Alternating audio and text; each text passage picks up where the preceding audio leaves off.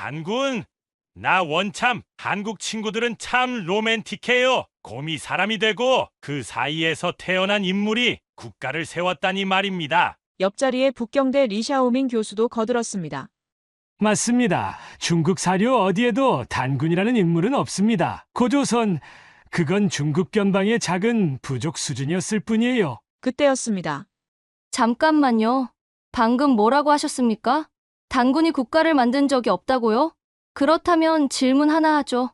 단군이 신화라는 결정은 누가 내린 겁니까? 그야 당연히. 누가요? 당근. 한민족의 시조이자 고조선을 세운 이 땅의 첫 번째 임금.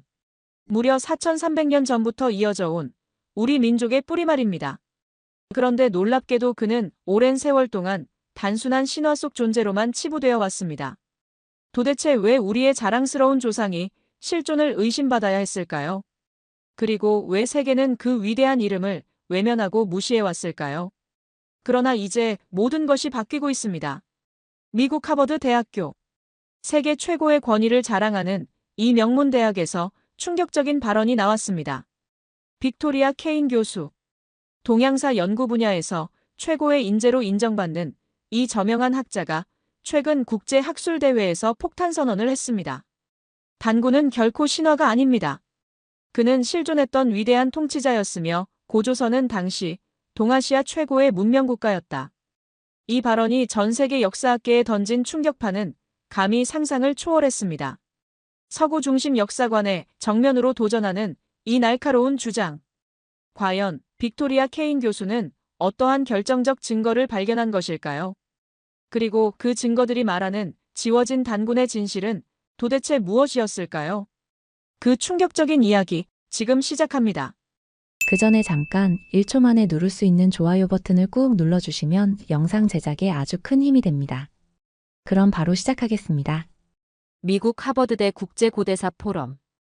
2024년 가을, 세계 각국의 석학들이 모인 이 자리는 평소와 다른 긴장감이 감돌았습니다.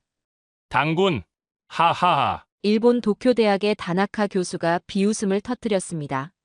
한국 친구들은 참 로맨틱해요. 곰이 사람이 되고 그 사이에서 태어난 인물이 국가를 세웠다니 말이죠. 옆자리에 앉아있던 북경대 리샤오밍 교수도 거들었습니다. 중국 사료 어디에도 단군이라는 인물은 없습니다. 고조선, 그건 중국 변방의 작은 부족 수준이었을 뿐이죠. 포럼 참석자들 사이에서 웃음소리가 터져나왔습니다. 한국 역사의 시조라 불리는 단군이 국제학계에서 조롱거리가 되는 순간이었죠. 바로 그때 하버드 고대문명사 석좌교수 빅토리아 케인이 자리에서 일어났습니다. 그의 눈빛은 차가웠고 표정은 단호했습니다. 잠깐만요. 케인의 낮은 목소리에 웃음소리가 뚝 그쳤습니다. 방금 뭐라고 하셨습니까? 단군이 국가를 만든 적이 없다고요? 다나카 교수가 어깨를 으쓱했습니다. 팩트잖아요. 신화는 신화일 뿐 역사가 아니죠. 케인이 천천히 단상으로 걸어갔습니다. 그의 손에는 낡은 서류 뭉치가 들려 있었죠. 그렇다면 질문 하나 하죠. 단군이 신화라는 결정은 누가 내린 겁니까? 그야 당연히. 누가요? 케인의 날카로운 반문에 다나카가 잠시 말을 멈췄습니다. 일본 식민시대 조선사 편수예요? 아니면 중국의 동북공정 프로젝트입니까? 포럼장에 침묵이 흘렀습니다. 케인이 서류를 펼치며 말을 이었죠. 흥미로운 사실이 있습니다. 단군에 대한 기록은 삼국유사뿐만 아니라 중국 사서인 위서, 조선략에도 나옵니다. 그런데 왜 갑자기 20세기부터 신화가 됐을까요? 리 샤오밍이 불편한 듯 자세를 고쳐 앉았습니다. 그건 근데 역사학의 발전 때문이죠. 과학적 검증이. 과학적 검증이요. 케인이 냉소적으로 웃었습니다. 1926년 조선총독부 회의록을 보셨습니까? 여기 직접적으로 쓰여 있습니다. 단군은 조선 민족의 자존심이므로 반드시 교과서에서 삭제해야 한다고 말이죠. 다나카의 얼굴이 붉어졌습니다. 그건 정치적 상황이었을 뿐입니다. 맞아요. 정치적 상황이었죠. 그런데 그 경치가 지금까지 이어지고 있다는 게 문제입니다. 케인이 프로젝터를 켰습니다. 화면에 낡은 문서들이 나타났죠. 이걸 보십시오. 1940년대 일본 학자들의 논문입니다. 단군은 실제 인물이 아니라 토템 신앙의 산물이라고 주장하고 있습니다. 그런데 재밌는 건 그 이전까지는 일본 학자들도 단군을 실제 인물로 인정했다는 겁니다. 케인이 다음 슬라이드로 넘겼습니다. 이건 1910년 이전 일본 역사서입니다. 여기선 단군을 조선의 개국 시조라고 명확히 쓰고 있습니다. 그런데 왜 식민지 시대가 되자 갑자기 신화가 됐을까요? 포럼장이 술렁거렸습니다. 케인이 계속했죠. 더 흥미로운 건 중국입니다. 청나라 시대까지만 해도 중국 사서들은 고조선을 독립된 국가로 인정했습니다. 그런데 동북공정이 시작되면서 갑자기 중국의 지방 정권이 됐죠? 리 샤오밍이 반박했습니다. 그건 새로운 연구 결과에 따른 새로운 연구요? 아니면 새로운 정치적 필요였을까요? 케인이 서류를 높이 들었습니다. 여기 2002년 중국 공산당 동북공정 프로젝트 기획안이 있습니다. 동북 지역 고대사를 중국사로 편입시켜 영토 분쟁을 사전에 차단한다고 명시되어 있습니다. 이게 학문입니까? 정치입니까? 포럼장이 더욱 조용해졌습니다. 케인이 슬라이드를 띄웠죠. 단군은 신화가 아닙니다. 그는 실제 했던 인물이고 고조선은 분명히 존재했던 국가였습니다. 다만 누군가에 의해 지워지고 왜곡되고 신화로 격화됐을 뿐이죠. 케인이 다나카를 똑바로 바라봤습니다. 왜 그랬을까요? 왜 그들은 단군을 지우려 했을까요? 다나카가 입을 열려다 다시 다물었습니다. 케인이 천천히 말했죠. 답은 간단합니다. 단군이 실제하면 고조선이 독립된 고대 국가였다면 지금의 동북아 역사 구조가 모두 바뀌기 때문입니다. 케인이 가방에서 오래된 녹음기를 꺼냈습니다. 그래서 오늘 여러분께 한 가지를 들려드리려 합니다. 독일의 고대 국가 형성이론 권위자였던 고 리하르트 브레너 박사의 마지막 인터뷰입니다. 녹음기의 재생 버튼을 누르는 순간 포럼장은 숨죽인 듯 고요해졌습니다. 케인이 재생 버튼을 누르자 포럼장의 늙은 남자의 목소리가 울려 퍼졌습니다. 단군은 실체입니다. 신화가 아니죠. 지워진 이유는 그가 존재하면 지금의 구조가 바뀌기 때문입니다. 녹음이 멈추자 포럼장은 죽은 듯 조용해졌습니다. 케인이 천천히 입을 열었죠. 이 목소리의 주인공은 리하르트 브레너 박사입니다. 독일 막스 플랑크 역사연구소 소장을 지낸 고대국가 형성 이론의 최고 권위자였죠. 다나카가 의심스러운 표정으로 물었습니다. 그게 진짜 브레너 박사의 목소리란 증거가 있습니까? 케인이 서류를 들어보였습니다. 여기 브레너 박사의 유언장이 있습니다. 2019년 작성된 것으로 이 녹음 파일을 특정 조건에서 공개하라고 명시되어 있죠. 포럼 참석자들이 술렁거렸습니다. 케인이 계속했습니다. 브레너 박사는 생전에 동아시아 고대사를 재평가하는 프로젝트를 진행했습니다. 그 과정에서 단군과 고조선에 대한 놀라운 사실들을 발견했죠. 케인이 다시 재생 버튼을 눌렀습니다. 제가 40년간 연구한 결과 고조선은 기원전 2333년경 실제로 건국된 국가입니다. 중앙 집권적 정치 체계, 청동기 기술, 독자적인 문화를 갖춘 완전한 고대 국가였죠. 리 샤오밍이 불편한 듯 자세를 고쳐 앉았습니다. 하지만 그런 주장을 뒷받침할 고고학적 증거가 있습니다. 케인이 단호하게 말했습니다. 브레너 박사는 중국, 러시아 학자들과 공동 연구를 진행했습니다. 그 결과물이 바로 이 보고서입니다. 케인이 두꺼운 보고서를 꺼내 보였습니다. 표지에는 독일어로 동북아시아 청동기 문명의 기원이라고 적혀 있었죠. 여기 보세요. 요동 지역에서 발굴된 청동기 유물들의 연대 측정 결과입니다. 기원전 2300년경 단군 조선 건국 시기와 정확히 일치합니다. 다나카가 반박했습니다. 그게 고조선의 것이란 증거는 없잖아요. 케인이 냉소적으로 웃었습니다. 맞습니다. 증거가 없죠. 왜일까요? 중국이 그 지역 발굴을 금지했기 때문입니다. 포럼장이 다시 술렁거렸습니다. 케인이 말을 이었죠. 2003년 중국 정부는 요동 일대의 고대 유적 발굴을 전면 중단시켰습니다. 동북공정이 시작된 해였죠. 우연일까요? 케인이 또다시 녹음기를 재생했습니다. 저는 중국 측 연구진과 함께 야오닝성 유적을 조사했습니다. 그곳에서 발견된 것은 충격적이었습니다. 고조선의 것으로 추정되는 청동 제기와 토기들, 그리고 한자가 아닌 독특한 문자 체계. 녹음이 멈추자 케인이 설명했습니다. 브레너 박사는 이 발견을 국제학회에 발표하려 했습니다. 하지만 중국 당국의 압력으로 무산됐죠. 그리고 얼마 후 박사는 갑작스럽게 은퇴를 선언했습니다. 한 참석자가 손을 들었습니다. 그래도 한 학자의 주장만으로는 한학자가 아닙니다. 케인이 또 다른 서류를 꺼냈습니다. 러시아 과학 아카데미의 보고서입니다. 2015년 연해주 지역에서 발견된 고대 유적 조사 결과죠. 여기에도 고조선 문명의 흔적이 명확히 나타납니다. 케인이 보고서의 한 부분을 가리켰습니다. 특히 주목할 점은 이 지역의 청동기 제작 기술이 중국 중원 지역과는 완전히 다른 독자적인 것이었다는 겁니다. 오히려 한반도 북부 지역과 연관성이 높았죠. 리 샤오밍이 얼굴을 붉혔습니다. 그건 러시아의 일방적인 주장일 뿐. 일방적이요. 그럼 이건 어떻습니까? 케인이 노트북을 열어 화면을 띄웠습니다.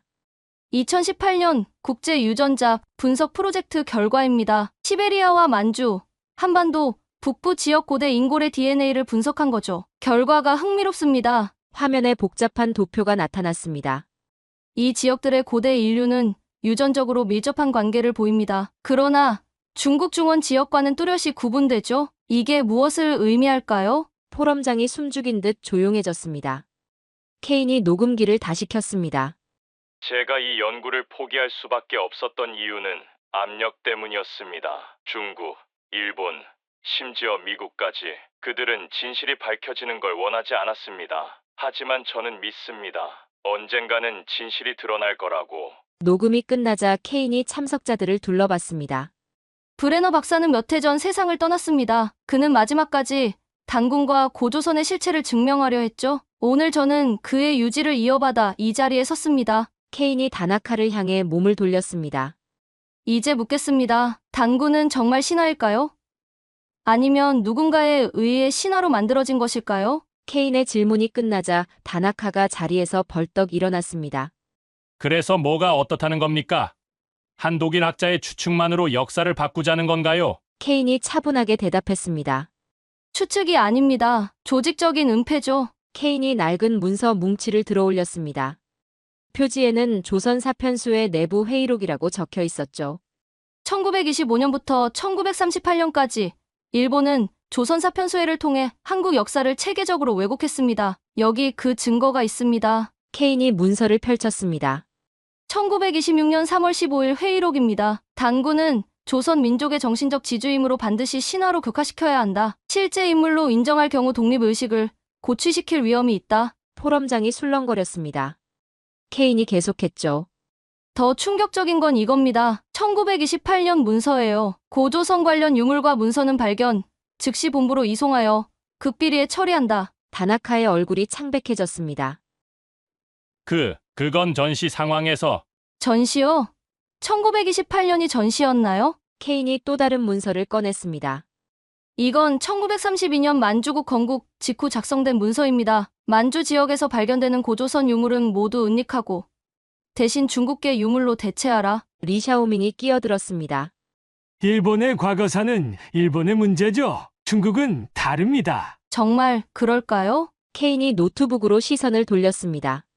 2002년 중국 동북공정 프로젝트 기획안입니다. 여기 명확히 쓰여 있습니다. 고구려와 발해는 물론 고조선까지 중국 지방 정권으로 편입시킨다. 화면에 중국 문서가 떴습니다.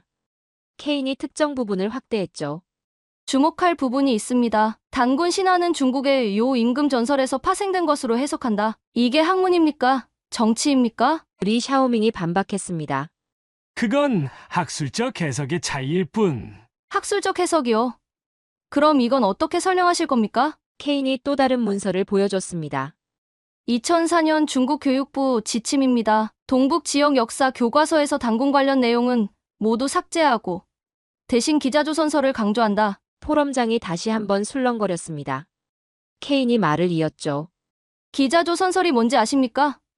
중국의 기자가 조선을 세웠다는 주장입니다. 그런데 더 재밌는 건 이 설은 고려 시대까지만 해도 없었다는 겁니다. 케인이 고문서를 들어보였습니다.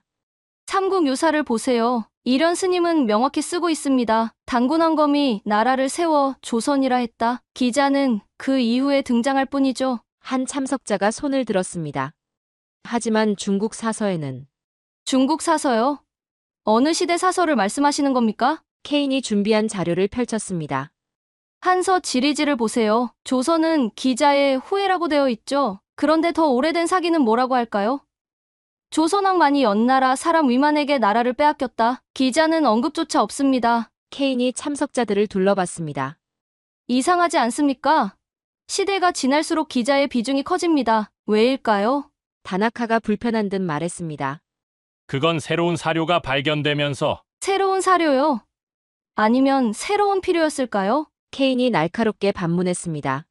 한나라 때 중국은 고조선 지역을 지배하려 했습니다. 그때 필요한 게 뭐였을까요? 명분이죠. 우리 조상 기자가 세운 나라니까 우리가 지배할 권리가 있다. 이런 논리 아니었을까요? 포럼장이 조용해졌습니다. 케인이 결정적인 문서를 꺼냈죠. 여기 1937년 일본 내각 기밀 문서가 있습니다. 조선 고대사 왜곡 프로젝트라는 제목이죠. 내용을 읽어드리겠습니다. 케인이 문서를 읽기 시작했습니다. 단군을 신하로 만드는 작업은 순조롭게 진행 중이다. 학술적 권위를 동원하여 국제사회에서도 이를 기정사실화할 것이다. 특히 서구 동양학자들을 포섭하는 것이 중요하다. 케인이 고개를 들어 다나카를 보았습니다. 이게 바로 당신들이 한 일입니다. 단군을 지운 건 학문이 아니라 정치였습니다. 다나카가 주먹을 불끈 쥐었습니다. 그래서 어쩌자는 겁니까? 과거는 과거일 뿐이죠. 과거요?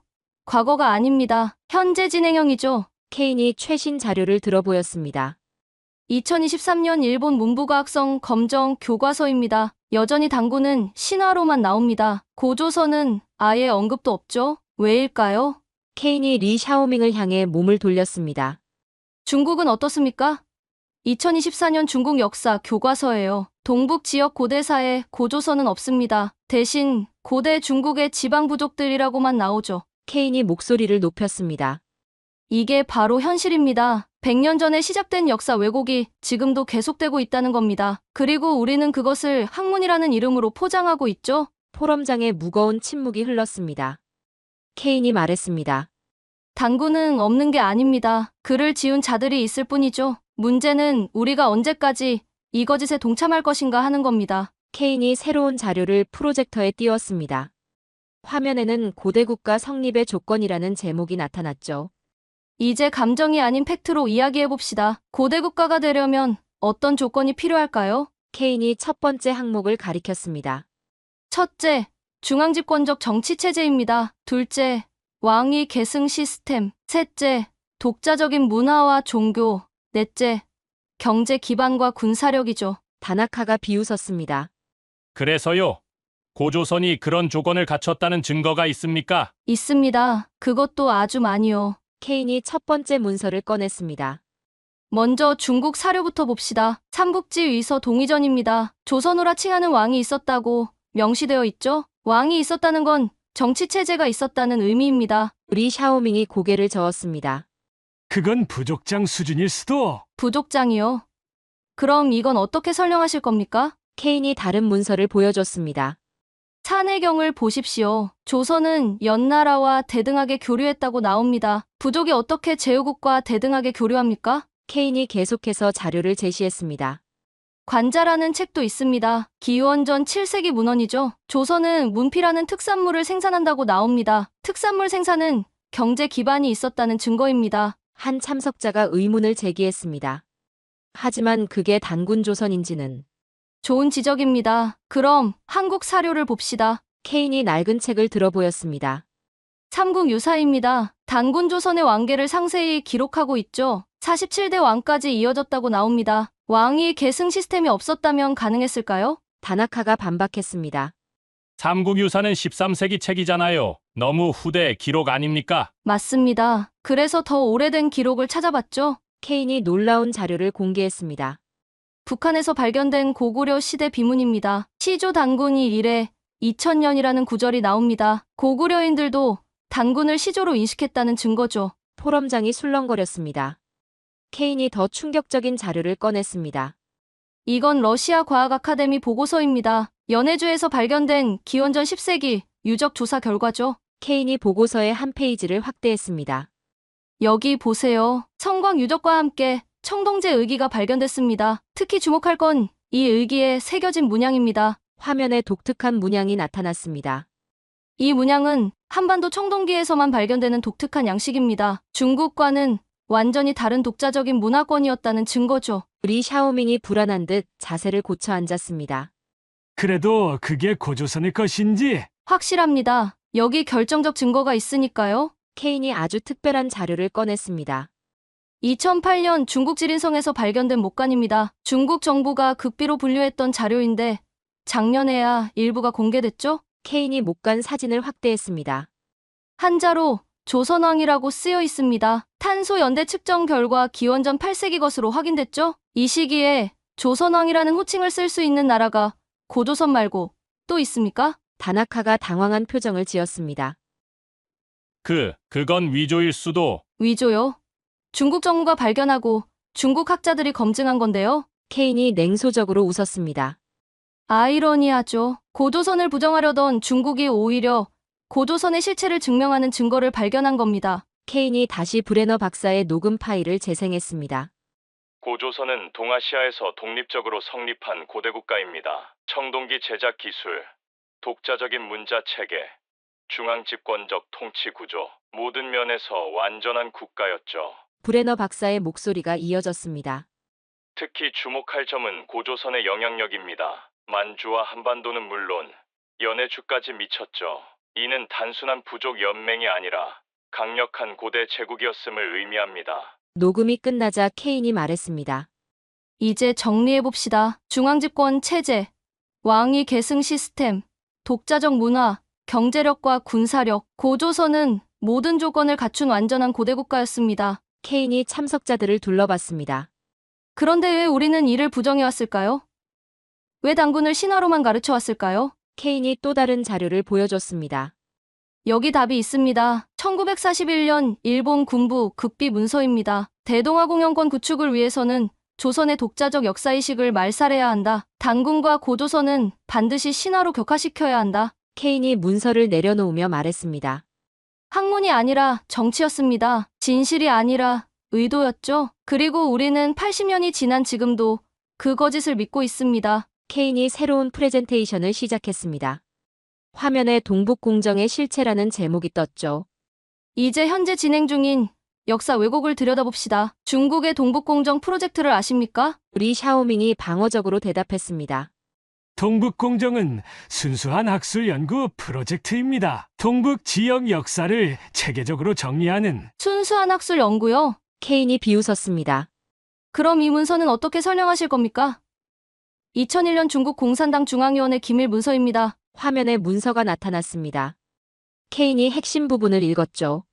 동북 지역 소수민족의 분리주의 움직임을 사전에 차단하기 위해 역사적 귀속감을 조작해야 한다. 특히 한국의 통일 이후를 대비하여 고구려와 고조선 역사를 중국사로 편입시킨다. 포럼장이 술렁거렸습니다. 케인이 계속했습니다. 학술 연구가 아니라 정치 프로젝트였던 겁니다. 그리고 그들이 가장 먼저 손댄 게 바로 당군입니다. 케인이 중국 학술지를 들어보였습니다. 2003년 중국 사회과학원 논문입니다. 당군은 중국 요 임금의 신하였던 지방관이라고 주장하고 있죠? 근거가 뭘까요? 리 샤오밍이 대답했습니다. 고대 문헌에 어떤 고대 문헌입니까? 구체적으로 말씀해 주시죠. 리 샤오밍이 머뭇거렸습니다. 케인이 대신 답했죠. 없습니다. 단 하나도 없어요. 그들이 인용하는 건 모두 후대에 만들어진 유서들입니다. 케인이 구체적인 예를 들었습니다. 응제시주라는 책을 인용합니다. 5세기 책인데 여기 처음으로 당군이 요의 신하라는 주장이 나오죠. 그런데 더 오래된 사마천의 사기엔 그런 내용이 전혀 없습니다. 왜일까요? 케인이 답을 제시했습니다. 후대로 갈수록 중국의 영역이 확대되면서 주변국의 역사를 흡수하려는 시도가 늘어났기 때문입니다. 역사 왜곡의 전형적인 패턴이죠. 케인이 더 충격적인 자료를 보여줬습니다. 2005년 동북공정 내부 회의록입니다. 당군을 중국 지방관으로 설정하는 것은 무리가 있다. 하지만 정치적 필요상 추진한다. 리 샤오밍의 얼굴이 붉어졌습니다. 그건 맥락을 왜곡한 맥락이요? 그럼 전체를 읽어드리죠. 케인이 문서 전체를 화면에 띄웠습니다.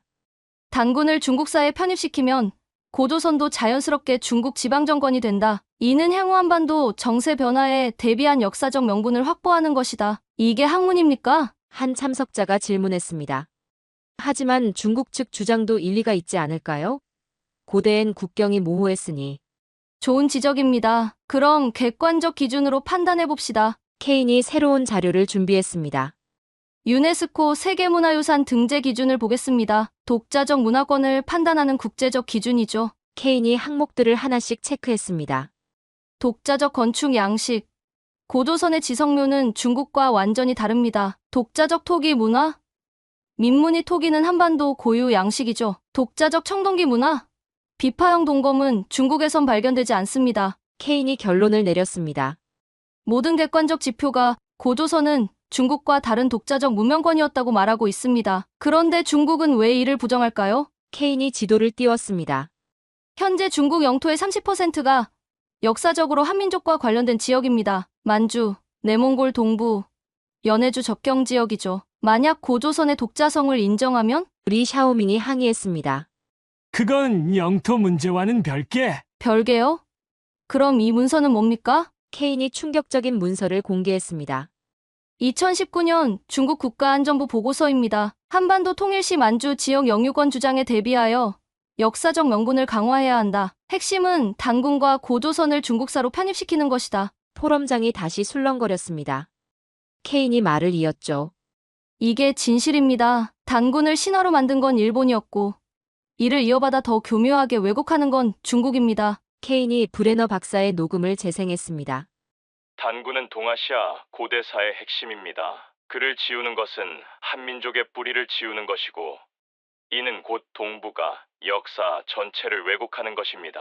진실은 언젠가 밝혀지겠지만 그때까지 얼마나 많은 거짓이 쌓일까요? 녹음이 끝나자 케인이 참석자들을 둘러봤습니다. 우리는 지금 그 거짓의 한가운데 서 있습니다. 문제는 우리가 계속 침묵할 것인가 아니면 진실을 말할 것인가 하는 겁니다. 케인이 새로운 주제로 넘어갔습니다. 화면에 피라미드 형태의 거대한 무덤 사진이 나타났죠. 단군릉을 아십니까? 1993년 북한이 평양에서 발견했다고 주장한 단군의 무덤입니다. 다나카가 코웃음을 쳤습니다. 그건 북한의 정치적 선전 아닙니까? 김일성이 단군의 후예라고 주장하려고. 정말 그럴까요? 케인이 진지한 표정으로 말했습니다.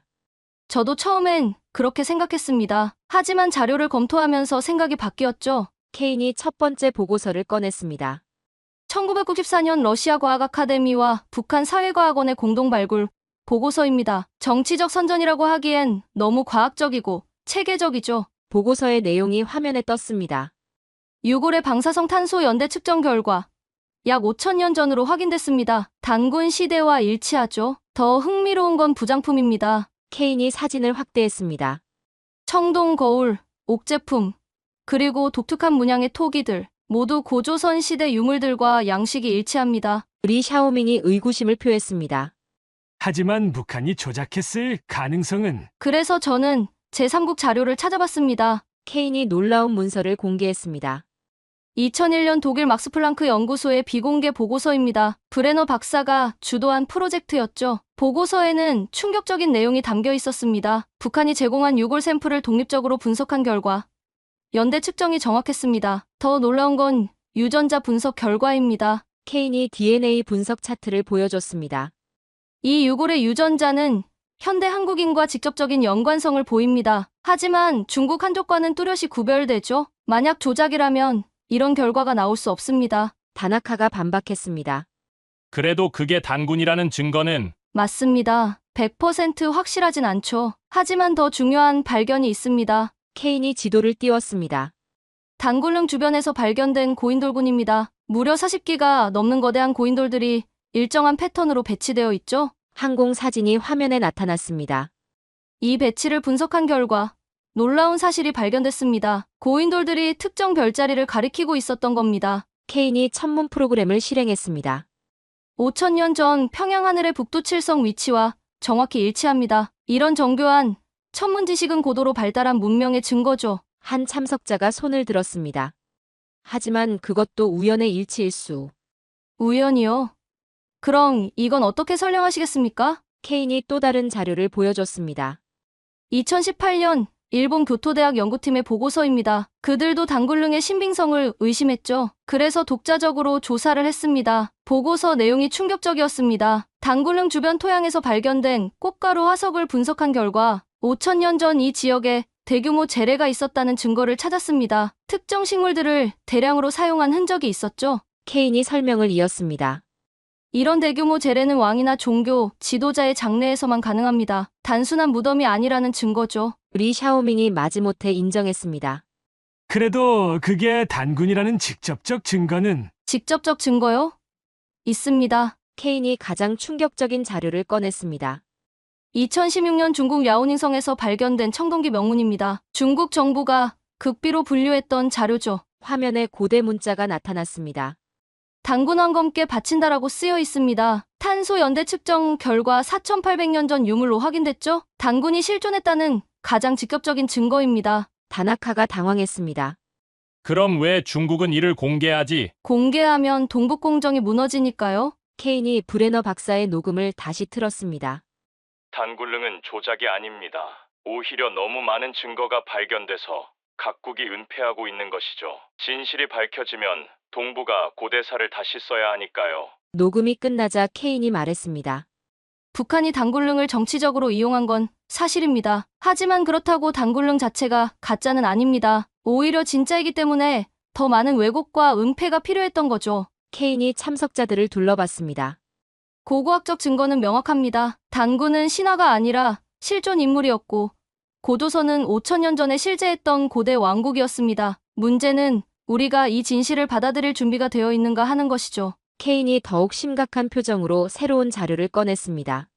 지금까지는 아시아 국가들의 역사 왜곡을 다뤘습니다. 하지만 더 충격적인 사실이 있죠. 미국도 진실을 알고 있었다는 겁니다. 포럼장에 긴장감이 흘렀습니다. 케인이 급비 문서를 공개했죠. 2004년 미국 국방부 산하 동아시아 정보분석실 보고서입니다. 제목이 고조선 문명의 실체와 지정학적 함의예요. 다나카가 의아해했습니다. 미 국방부가 왜 고대사를 바로 그게 핵심입니다. 왜 군사정보기관이 고대사를 연구했을까요? 케인이 보고서를 펼쳤습니다. 답은 여기 있습니다. 한반도 통일 시나리오에서 역사적 정당성은 핵심 변수다. 특히 만주 지역 영토 문제는 고조선의 역사적 실체와 직결된다. 리 샤오밍이 불안해했습니다. 그게 무슨... 이 보고서의 자문위원이 누구였는지 아십니까? 바로 리하르트 브레너 박사였습니다. 케인이 문서의 한 부분을 확대했습니다. 브레너 박사의 분석을 인용하겠습니다. 고조선은 기원전 24세기부터 기원전 2세기까지 만주와 한반도 북부를 지배한 고대 제국이었다. 단군은 신화적 인물이 아닌 실제한 건국자다. 포럼장이 술렁거렸습니다. 케인이 더 충격적인 내용을 공개했습니다. CIA의 1978년 보고서도 있습니다. 베트남 전쟁 이후 아시아 전략 재평 과정에서 작성된 문서죠. 케인이 낡은 문서를 보여줬습니다. 한민족의 역사 의식은 미국의 동아시아 전략의 중요한 변수다. 특히 단군 신화는 한국인들의 정체성, 핵심이므로 신중히 다뤄야 한다. 한 참석자가 질문했습니다. 그래서 미국은 어떤 입장을? 흥미롭게도 중립적이었습니다. 아니, 오히려 진실을 알면서도 침묵했다는 게 맞겠죠? 케인이 다른 문서를 꺼냈습니다. 1991년 소련 붕괴 직후 작성된 NSC 문서입니다. 구소련 극동 지역 문서고에서 고조선 관련 자료들이 대량 발견됐다. 이는 한중일 삼국의 민감한 문제이므로 당분간 기밀로 분류한다. 다나카가 놀라워했습니다. 소련도 자료를 갖고 있었다는 네, 그리고 그 자료들은 지금도 미국 국립문서보관소 지하에 잠들어 있습니다. 케인이 가장 결정적인 문서를 공개했습니다. 2019년 국무부 동아시아 태평양 담당 차관보의 메모입니다. 한국의 통일 가능성이 높아지고 있다. 통일 한국이 역사적 근거로 영토 확장을 주장할 경우를 대비해야 한다. 핵심은 고조선의 영역 문제다. 리 샤오밍이 반발했습니다. 그건 미국의 추측일 뿐. 추측이요. 그럼 이건 뭡니까? 케인이 위성 사진을 띄웠습니다. 2020년 미 국방부 위성이 촬영한 중국 동북 지역입니다. 중국이 대규모 고대 유적을 파괴하고 있는 장면이죠. 왜 그랬을까요? 케인이 답을 제시했습니다. 바로 이 때문입니다. 2020년 미국 고고학팀이 작성한 비공개 보고서예요. 중국 동북 지역의 고대 유적 70%가 고조선 문명과 관련됐다. 이는 현재 중국 영토의 역사적 정당성에 의문을 제기한다. 케인이 브레너 박사의 특별한 녹음을 재생했습니다. 저는 2003년 미 국방부 프로젝트에 참여했습니다. 그들은 이미 알고 있었어요. 단군이 실존했고 고조선이 거대한 제국이었다는 것을. 하지만 이는 너무나 위험한 진실이었습니다. 브레너 박사의 목소리가 떨렸습니다. 미국은 동북아의 현상 유지를 원합니다. 만약 고조선의 진실이 밝혀지면 한국은 역사적 권리를 주장할 것이고 중국은 이를 절대 인정하지 않을 겁니다. 그 결과는 전쟁일 수도 있죠. 녹음이 끝나자 케인이 마지막 문서를 보여줬습니다. 2023년 백악관 국가안보회의 문서입니다. 동북아 역사 문제는 현재의 지정학적 균형을 위해 계속 봉인되어야 한다. 특히 고조선 문제는 판도라의 상자다. 케인이 참석자들을 둘러봤습니다. 이제 아시겠습니까? 단군을 신하로 만든 건 단순한 학문적 견해 차이가 아닙니다. 거대한 국제 정치적 음모였던 겁니다. 케인이 목소리를 높였습니다. 일본이 시작했고 중국이 이어받았으며 미국이 묵인한 거대한 역사 은폐 프로젝트 그 중심에 단군이 있었던 겁니다. 케인이 포럼 단상 중앙에 섰습니다. 그의 눈빛은 단호했고 목소리는 울림이 있었죠. 지금까지 우리는 불편한 진실들을 마주했습니다. 단군은 신화가 아니었고 고조선은 실제했던 제국이었죠. 그런데 왜 우리는 이를 부정해왔을까요? 케인이 참석자들을 천천히 둘러봤습니다. 답은 명확합니다. 권력이 진실을 눌렀기 때문입니다. 일본 제국주의가 시작했고 중국의 패권주의가 이어받았으며 미국의 현실주의가 묵인했죠. 다나카와 리 샤오밍은 고개를 숙였습니다. 케인이 계속했습니다. 하지만 이건 단순히 한국만의 문제가 아닙니다. 이는 인류 문명사 전체의 문제예요. 케인이 큰 스크린에 세계 지도를 띄웠습니다. 메소포타미아, 이집트, 인더스, 황하 문명. 우리는 이들을 4대 문명이라 부르죠. 하지만 고조선이 빠진 이유가 뭘까요? 케인이 지도의 5번째 점을 찍었습니다. 고조선 문명입니다. 독자적인 청동기 기술, 천문학, 정치 체제를 갖춘 또 하나의 고대 문명이었죠. 하지만 정치적 이유로 지워졌습니다. 한 참석자가 손을 들었습니다. 그래도 이제 와서 역사를 바꾸기는. 역사를 바꾸는 게 아닙니다. 왜곡된 역사를 바로잡는 거죠. 케인이 브레너 박사의 마지막 메시지를 재생했습니다. 진실은 영원히 감출 수 없습니다. 단군과 고조선의 실체는 언젠가 밝혀질 것이고 그때 우리는 스스로에게 물어야 할 겁니다. 왜 그토록 오래 거짓을 믿었는가? 왜 진실 앞에서 침묵했는가? 브레너 박사의 목소리가 이어졌습니다. 학자의 사명은 진실을 추구하는 것입니다. 정치적 압력, 국가적 이익 앞에서도 진실을 말할 용기가 필요합니다. 저는 그 용기가 부족했습니다. 하지만 누군가는 이어가길 바랍니다. 녹음이 끝나자 케인이 말했습니다. 오늘 저는 그 유지를 이어받아 이 자리에 섰습니다. 그리고 여러분께 묻고 싶습니다. 우리는 언제까지 거짓된 역사를 가르칠 것입니까? 케인이 목소리를 높였습니다. 단군은 곰의 아들이 아닙니다. 그는 고대 제국의 건국자였고 위대한 문명의 시조였습니다. 고조선은 신화 속 나라가 아니라 5,000년 전 실제했던 강대국이었죠. 포럼장에 무거운 침묵이 흘렀습니다.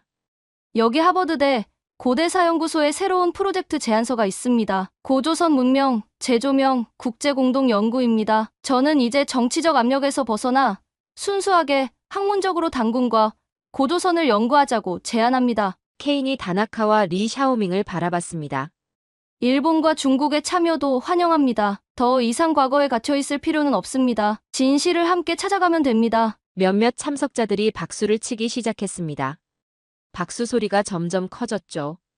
케인이 손을 들어 조용히 만들었습니다. 하지만 이건 시작일 뿐입니다. 100년간 쌓인 거짓을 걷어내는 건 쉽지 않을 겁니다. 많은 저항과 방해가 있을 거예요. 케인이 단호하게 말했습니다. 그래도 우리는 해야 합니다. 미래 세대를 위해서라도 진실을 밝혀야 합니다. 더 이상 단군을 신화 속에 가둬둘 수는 없습니다. 케인이 마지막으로 브레너 박사의 사진을 화면에 띄웠습니다. 리하르트 브레너 박사님, 당신이 시작한 일을 우리가 끝내겠습니다. 단군은 신화가 아니라 역사였고 고조선은 환상이 아니라 실체였음을 전 세계에 증명하겠습니다. 케인이 서류를 정리하며 말했습니다. 단군을 지운 자들의 시대는 끝났습니다. 이제는 진실을 밝힐 자들의 시대가 시작됩니다. 케인이 녹음기를 들어올렸습니다. 브레너 박사의 마지막 말이 흘러나왔죠. 진실은 결국 승리합니다. 코로나 팬데믹과 세계 경제 붕괴, 동유럽 전쟁까지 세상을 뒤흔든 이 거대한 사건들을 수백 년 전 한 권의 고서가 이미 암시하고 있었습니다. 바로 중국이 자부심을 걸었던 고대 예언서 추배도.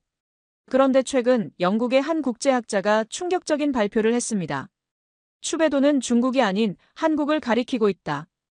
이 한마디에 중국 전역에는 거센 파장이 일었고 언론과 학계, 심지어 정부까지 격렬히 반응하기 시작했습니다. 과연 그는 왜 이런 발표를 했을까요? 그리고 중국은 왜 또 이렇게까지 반응하는 걸까요? 그 충격적인 이야기 지금 시작합니다. 케임브리지 대학의 고문서 해석 전문가 엘리자 퀸시입니다. 평생을 고문서와 예언서 해석에 바친 학자죠. 특히 추배도라는 중국의 예언서를 연구한 지는 벌써 10년이 넘었어요.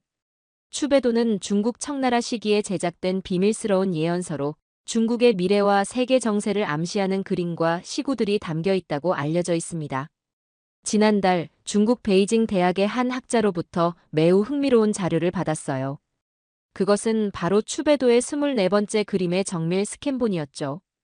중국 측에서는 이 그림이 중국의 새로운 부흥을 예언한 것이라며 대단히 자랑스러워했습니다.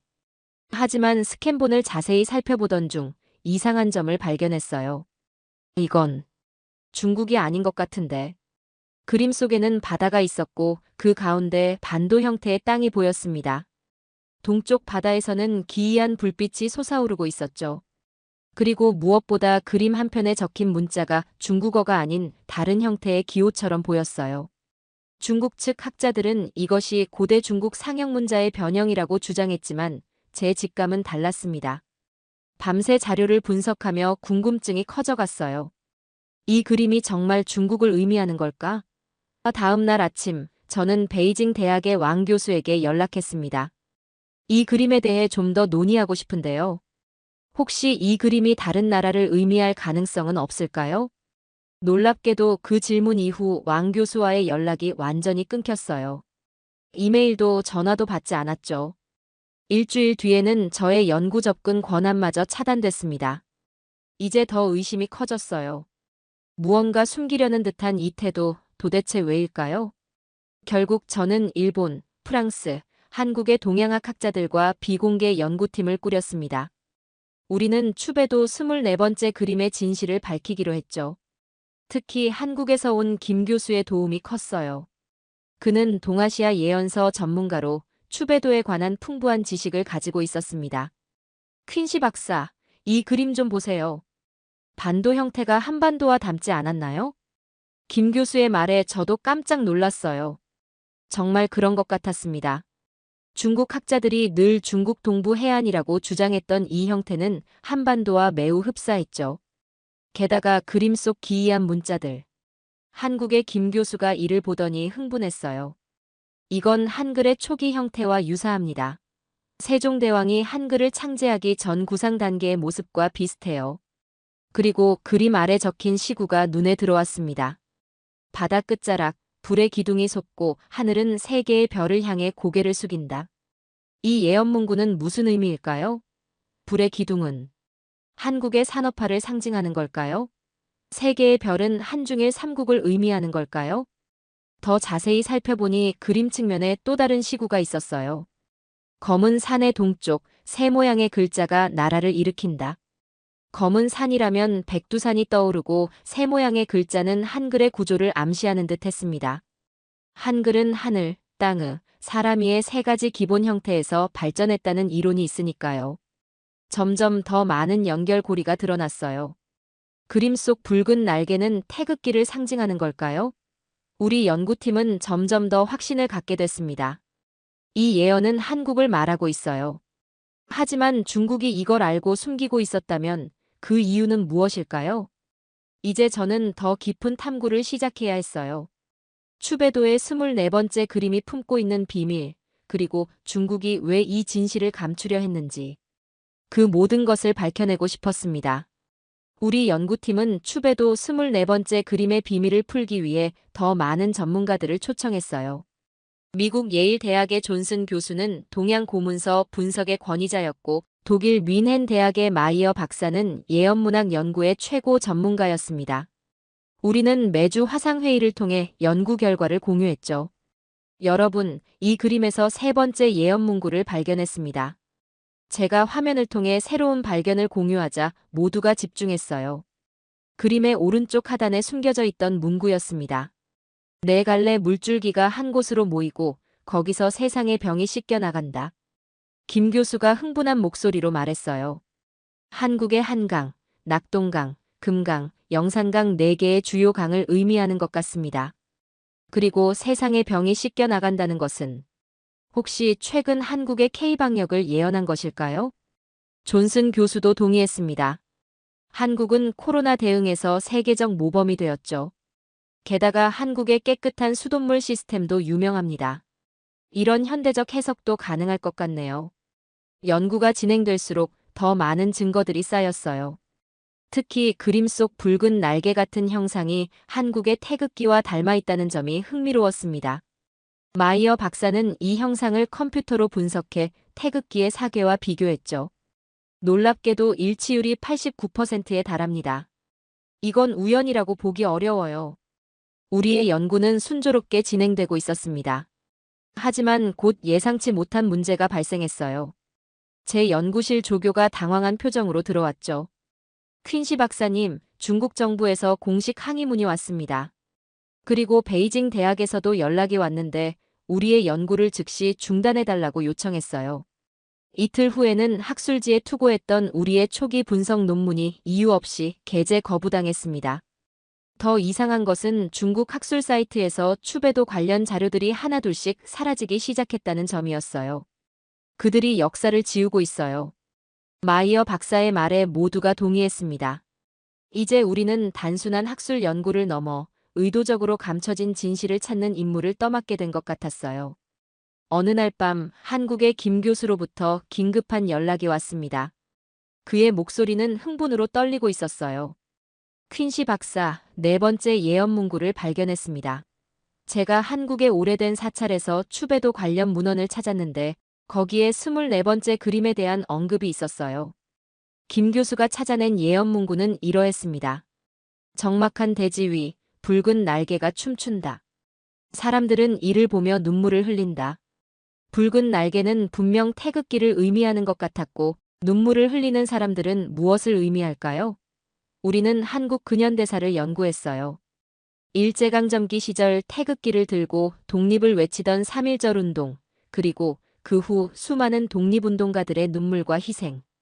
이 예언은 그런 역사적 사건들을 암시하는 걸까요? 연구가 깊어질수록 중국 측의 방해도 심해졌습니다. 우리 팀원들의 이메일이 해킹당했고 연구자료가 유출되었어요. 일부 중국 매체에서는 우리를 역사를 왜곡하는 서구 학자들이라고 비난하기 시작했습니다.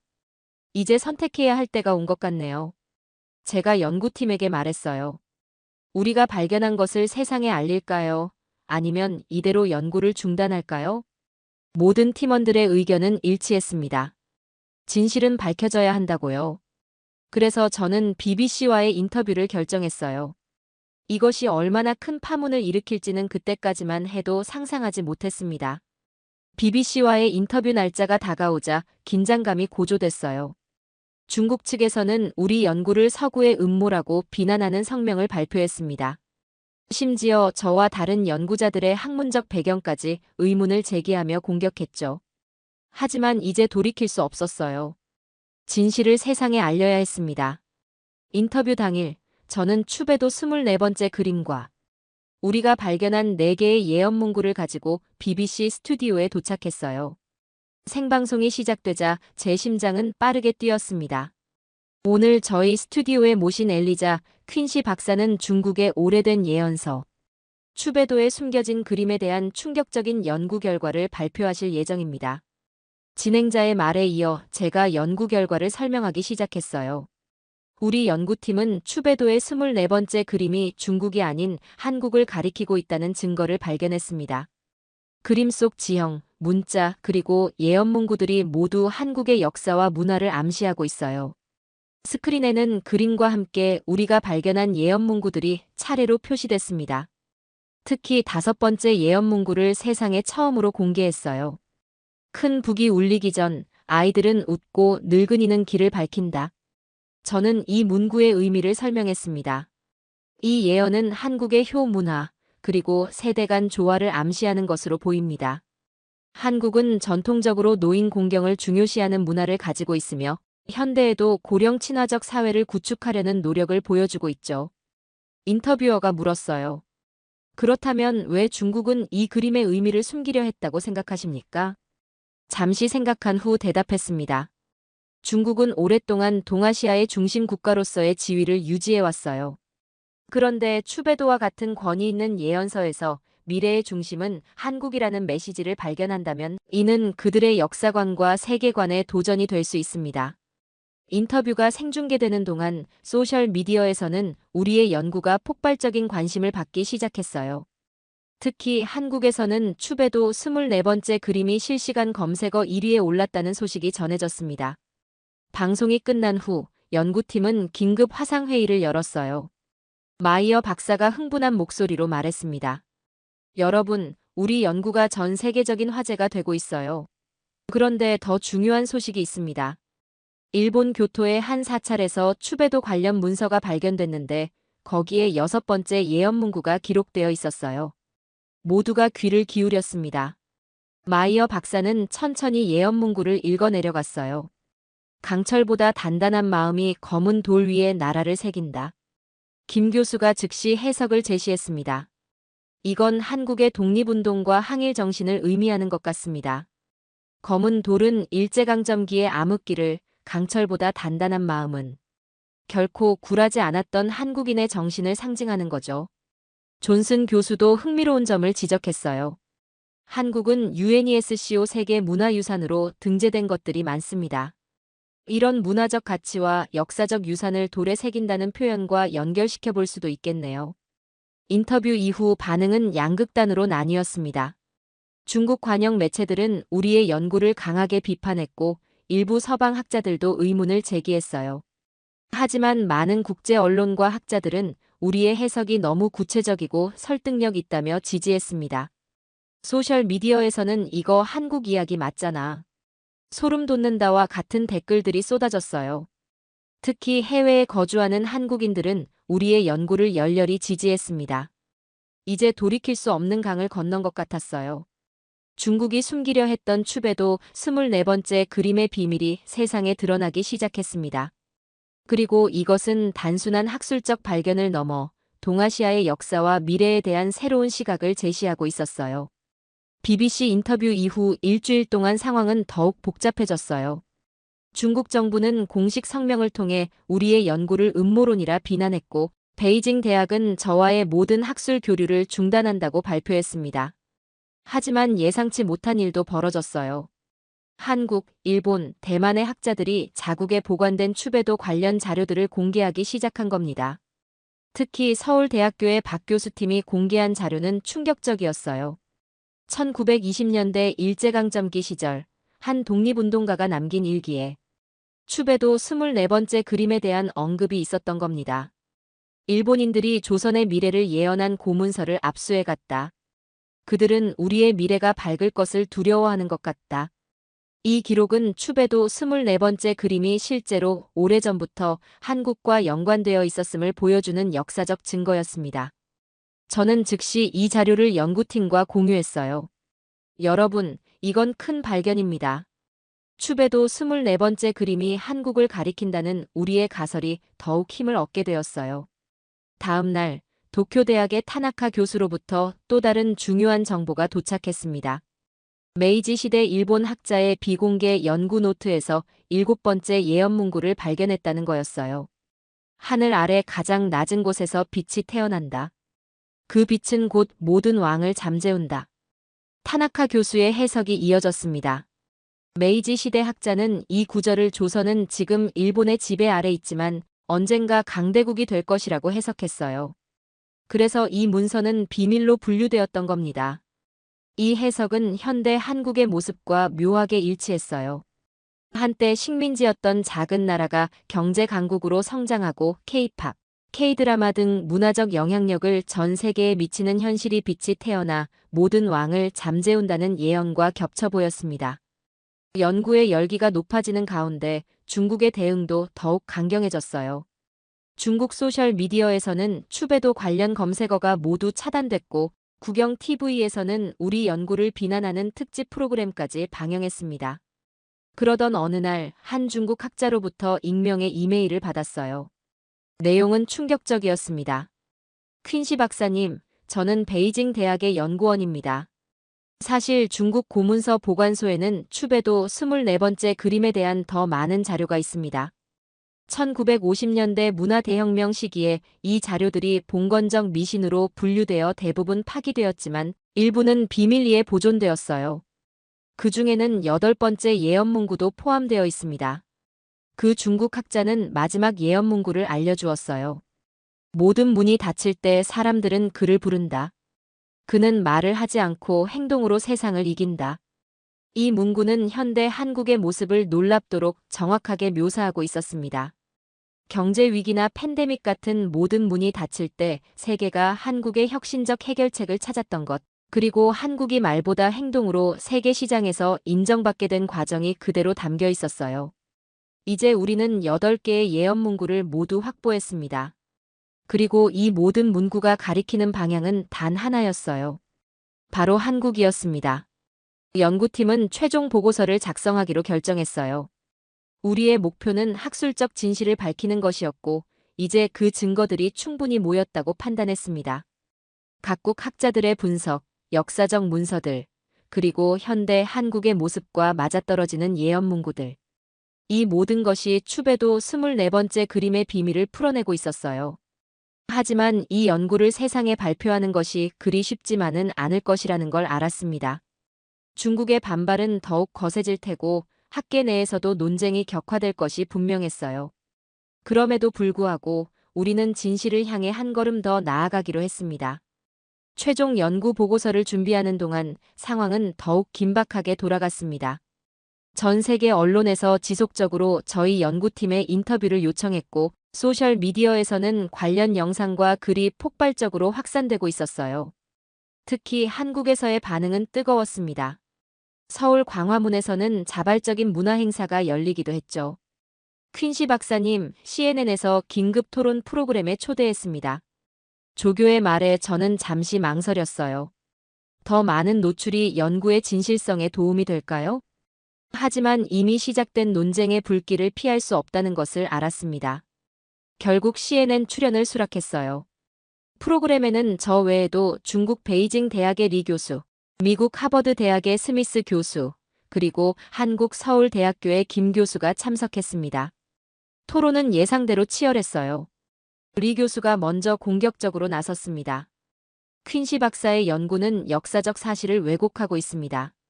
추배도는 중국의 문화유산이며 그 해석권은 중국 학자들에게 있어요. 저는 차분하게 대응했습니다. 학문의 국경은 없습니다. 우리는 객관적 증거에 기반해 연구를 진행했어요. 그리고 그 증거들은 24번째 그림이 한국을 가리키고 있음을 명확히 보여주고 있습니다. 스미스 교수는 중립적 입장에서 말했어요. 저는 처음에 이 연구에 회의적이었습니다. 하지만 퀸시 팀이 제시한 예언 문구들과 현대 한국의 현실이 일치하는 정도는 정말 놀랍습니다. 특히 검은 돌 위에 나라를 새긴다는 구절이 한국의 독립운동과 문화유산, 보존 노력을 암시한다는 해석은 설득력이 있어요.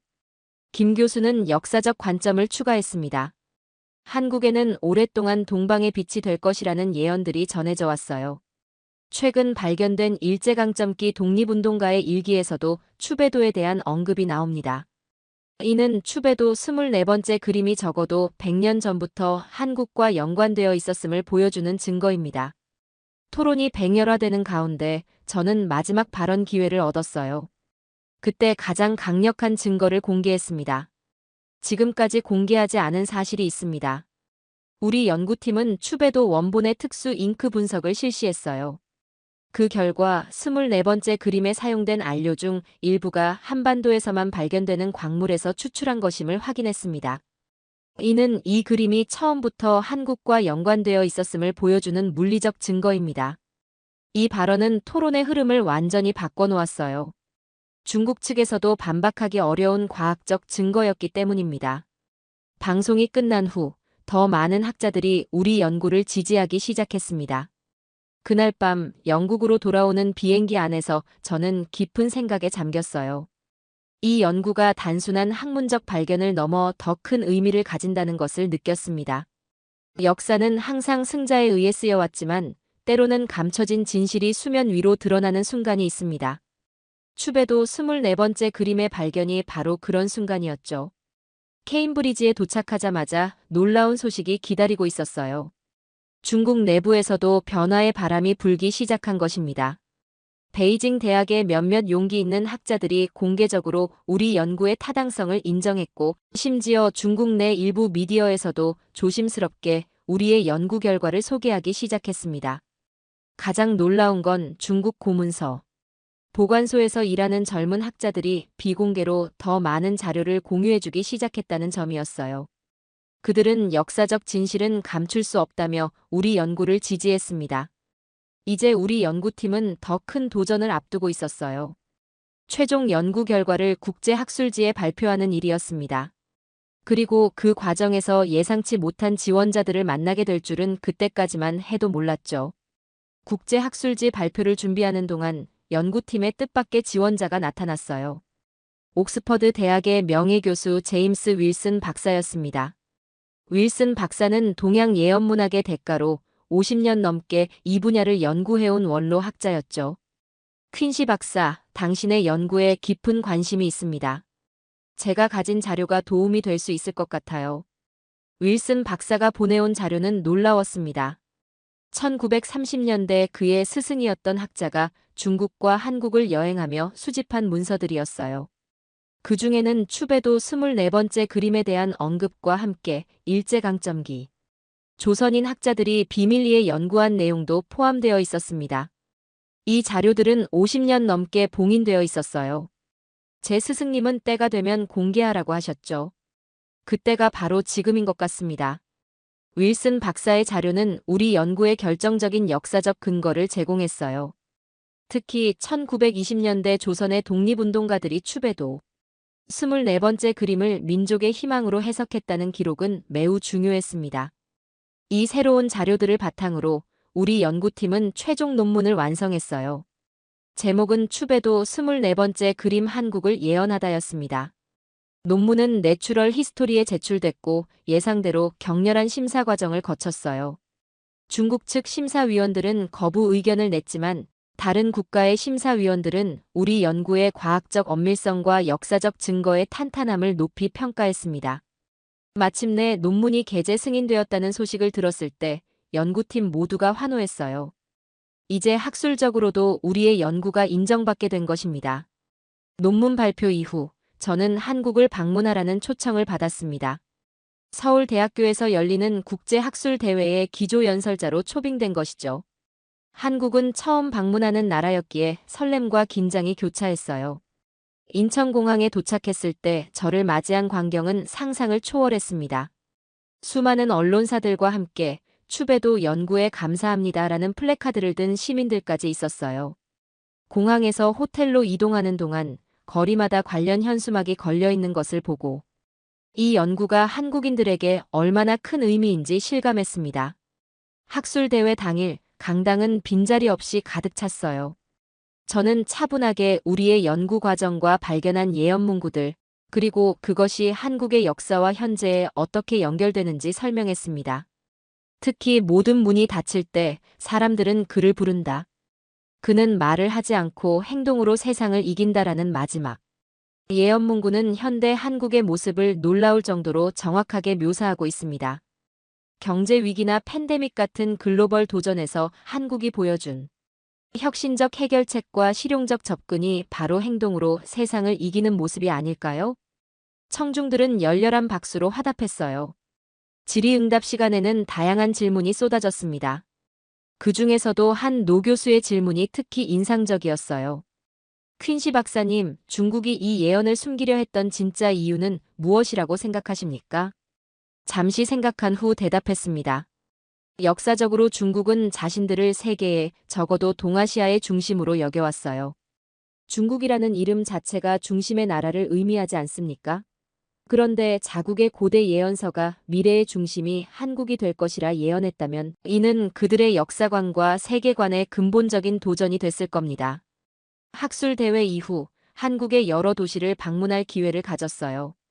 서울의 현대적 마천루부터 경주의 고대 유적까지 한국의 다양한 모습을 보며 추배도의 예언이 정말 이 나라를 가리키고 있었다는 확신이 더욱 강해졌습니다. 특히 백두산 동쪽에 위치한 한국, 4개의 주요 강이 흐르는 나라, 붉은 태극 문양이 춤추는 국기, 그리고 무엇보다 위기 속에서도 혁신과 단결력으로 세계를 놀라게 한 한국의 현대사. 이 모든 것이 예언 문구들과 정확히 일치했어요. 한국 방문 마지막 날, 서울 남산에서 도시를 내려다보며 생각했습니다. 역사는 때로 숨겨지지만 진실은 언젠가 반드시 빛을 본다. 추배도 24번째 그림의 비밀이 그렇게 세상에 드러났습니다. 한국 방문을 마치고 영국으로 돌아온 후 연구는 더욱 깊어졌습니다. 세계 각국의 학자들이 추배도 연구에 동참하기 시작했고 새로운 자료들이 계속해서 발견되었어요. 특히 대만 국립도서관에서 발견된 청나라 시대 문서는 매우 중요한 단서를 제공했습니다. 퀸시 박사, 이 문서를 확인해 보세요. 청나라 황제가 추배도 24번째 그림을 위험한 예언이라 부르며 숨기라는 칙령을 내린 기록입니다. 대만에서 온 이메일에 첨부된 문서는 1760년대의 것으로 당시 청 황제가 추배도의 마지막 그림을 공개하지 말라는 명령을 내린 내용이었어요. 황제는 이 그림이 동쪽 작은 나라의 흥성을 예언하고 있어 제국의 위신을 손상시킬 수 있다고 우려했던 것입니다. 이 발견은 중국이 왜 수세기 동안 추배도 24번째 그림을 감추려 했는지에 대한 역사적 증거였습니다. 저는 이 새로운 자료를 연구팀과 공유했어요. 이제 우리는 중국이 이 예언을 숨긴 이유를 확실히 알게 되었습니다. 그들은 한국의 미래를 예견했던 이 예언이 자국의 패권을 위협할 것이라 여겼던 거예요. 연구가 진전되는 동안 중국 정부의 태도에도 미묘한 변화가 생겼습니다. 초기의 강경한 부정과 비난에서 벗어나 좀 더 뉘앙스 있는 입장으로 선회한 것이죠. 중국 문화유산부 대변인은 다음과 같이 말했어요. 추배도는 중국의 귀중한 문화유산입니다. 다양한 해석이 가능하겠으나 이를 정치적 도구로 사용하는 것은 바람직하지 않습니다. 이런 변화는 중국 내부에서도 우리 연구의 타당성을 인정하는 목소리가 커지고 있다는 신호였어요. 실제로 몇몇 중국 학자들은 비공식적으로 저에게 연락해 지지의 뜻을 전하기도 했습니다. 한편 한국에서는 추배도 24번째 그림을 주제로 한 문화현상이 일어나고 있었어요. 관련 책들이 베스트셀러가 되고 다큐멘터리가 제작되었으며 심지어 추배도라는 이름의 뮤지컬까지 기획된다는 소식이 들려왔습니다. 국제적으로도 한국에 대한 관심이 높아졌어요. 특히 모든 문이 닫힐 때 사람들은 그를 부른다라는 예언 문구가 널리 인용되며 글로벌 위기 상황에서 한국의 혁신적 대응이 더욱 주목받게 되었습니다. 학술적 영향도 컸습니다. 동아시아 역사와 예언문학 연구에 새로운 관점이 도입되었고 전통적인 중화주의적 시각에서 벗어나 좀 더 다원적인 접근이 시도되기 시작했어요. 연구의 성과를 정리하는 과정에서 우리 팀은 추배도 예언 문구들이 한국의 역사적 사건들과 얼마나 정확히 일치하는지 시간순으로 분석했습니다. 바다 끝자락, 불의 기둥이 솟고 한국의 급속한 산업화. 검은 산의 동쪽, 새 모양의 글자가 나라를 일으킨다. 한글의 창제와 문화적 정체성. 4갈래 물줄기가 한 곳으로 모이고 한국의 주요 강과 수자원 체계. 적막한 대지 위, 붉은 날개가 춤춘다. 일제강점기와 독립운동. 큰 북이 울리기 전 아이들은 웃고 전통과 현대가 공존하는 문화. 강철보다 단단한 마음이 검은 돌 위에 나라를 새긴다. 한국전쟁 후 재건과 발전. 하늘 아래 가장 낮은 곳에서 빛이 태어난다. 세계적인 문화 강국으로의 부상. 모든 문이 닫힐 때 사람들은 그를 부른다. 글로벌 위기에서의 혁신적 해결책. 이러한 분석은 우리 연구의 핵심 결론을 강화했어요. 추배도 24번째 그림의 예언은 과거부터 현재까지 그리고 아마도 미래까지 한국의 역사를 놀라운 정확도로 예견하고 있었던 것입니다. 연구의 마지막 단계에서 저는 개인적인 고민에 빠졌습니다. 학자로서 저의 역할은 여기까지인가요? 아니면 이 발견이 가진 더 큰 의미를 세상에 알려야 할 책임이 있는 걸까요? 그 고민의 결과로 저는 중요한 결정을 내리게 됐어요. 우리는 이 연구를 대중화할 필요가 있습니다. 저는 전 세계 도서관과 박물관을 다시 방문하며 더 많은 자료를 수집했어요. 아직 공개되지 않은 자료들이 있을지도 모른다는 생각이 들었거든요. 그리고 그 노력은 헛되지 않았습니다. 프랑스 국립도서관에서 발견한 19세기 선교사의 편지에는 조선에 대한 놀라운 언급이 있었어요. 이 작은 나라는 언젠가 세계를 놀라게 할 것이다. 중국의 오래된 책에도 그렇게 예언되어 있다. 이 선교사가 언급한 중국의 오래된 책이 바로 추배도였을 가능성이 높았습니다. 다양한 언론 인터뷰 요청이 쇄도했고 TED 강연에도 초청받았어요. 전 세계를 돌며 추배도의 비밀에 대해 이야기하는 동안 저는 이 연구가 단순한 역사적 발견을 넘어 현대 사회에 주는 메시지가 있다고 느꼈습니다. 예언은 결정된 운명이 아니라 가능성의 지도입니다. 추배도가 한국을 가리켰다는 사실은 작은 나라도 위대한 미래를 가질 수 있다는 희망의 메시지예요. 한국에서의 반응은 특히 뜨거웠습니다. 어느 날은 한국의 한 고등학생으로부터 감동적인 편지를 받기도 했습니다. 퀸시 박사님, 당신의 연구 덕분에 우리 역사와 문화에 대한 자부심을 갖게 되었습니다. 예전에는 한국이 작은 나라라서 한계가 있다고 생각했어요. 하지만 이제는 우리가 세계 역사에서 중요한 역할을 할 수 있다고 믿게 되었습니다. 중국에서도 서서히 변화의 바람이 불기 시작했어요. 처음에는 강경하게 부정했던 중국 학계에서도 점차 유연한 목소리가 나오기 시작했습니다. 특히 젊은 중국 학자들 사이에서는 역사적 진실을 있는 그대로 받아들여야 한다는 의견이 확산되고 있었어요. 베이징 대학의 장 교수는 공개 논문에서 이렇게 썼습니다. 추배도 24번째 그림이 한국을 예언했다는 사실을 인정한다고 해서 중국의 역사적 위상이 손상되는 것은 아니다. 오히려 이는 동아시아 문명의 상호 연결성과 영향력을 보여주는 증거이다. 이런 변화는 학문적 영역을 넘어 국제관계에도 긍정적인 영향을 미치기 시작했어요. 한중일 세 나라의 학자들이 공동으로 동아시아 예언문학 연구센터를 설립하는 계획을 발표했고 저도 자문위원으로 초청받았습니다. 연구의 마지막 단계에서 가장 놀라운 발견이 있었어요. 추배도 원본을 다시 분석하던 중 UV 조명 아래에서만 보이는 숨겨진 글자들을 발견한 것입니다. 그것은 추배도를 그린 작가의 마지막 메시지였어요. 내가 본 것을 그렸노라. 동방의 작은 나라가 어둠을 뚫고 빛을 발할 것이니 이는 하늘의 뜻이라. 후세의 현명한 이들이 이 예언을 발견하길 바라노라. 이 메시지는 추배도 24번째 그림이 처음부터 한국을 가리키고 있었음을 최종적으로 확인시켜 주었습니다. 수세기 동안 감춰져 있던 진실이 마침내 빛을 본 것이죠. 최종 연구 보고서를 완성하면서 저는 이 모든 여정을 통해 깨달은 것을 정리했어요. 역사는 때로 권력에 의해 왜곡되거나 숨겨질 수 있지만 진실은 결국 드러나게 된다는 것. 그리고 한 나라의 위대함은 크기나 힘이 아니라 그 민족의 정신과 문화적 가치에서 비롯된다는 사실을요. 마지막 기자회견에서 저는 이렇게 말했습니다. 추배도 24번째 그림의 예언은 이미 실현되고 있습니다. 모든 문이 닫힐 때 사람들은 그를 부른다. 그는 말을 하지 않고 행동으로 세상을 이긴다. 이것이 바로 대한민국의 방식이었습니다. 기자회견장에는 깊은 침묵이 흘렀고 이어서 우렁찬 박수가 터져 나왔어요. 그날 밤 케임브리지 연구실로 돌아오는 길에 생각했습니다. 역사 속에 숨겨진 진실을 찾아낸 이 여정이 앞으로 어떤 변화를 가져올까요? 한 가지 확실한 것은 추배도 24번째 그림이 예언한 나라는 이미 세계의 중심에 서 있다는 사실이었습니다. 오늘의 사연은 여기까지입니다. 구독과 좋아요는 영상 제작에 아주 큰 힘이 됩니다. 지금까지 감동테라스 저는 소희였습니다. 오늘도 우리 구독자님들의 가정에 따뜻한 행복이 가득하시길 진심으로 바라겠습니다. 긴 영상 끝까지 시청해주셔서 정말 감사합니다. 내일 더 좋은 이야기로 찾아뵙겠습니다. 감사합니다.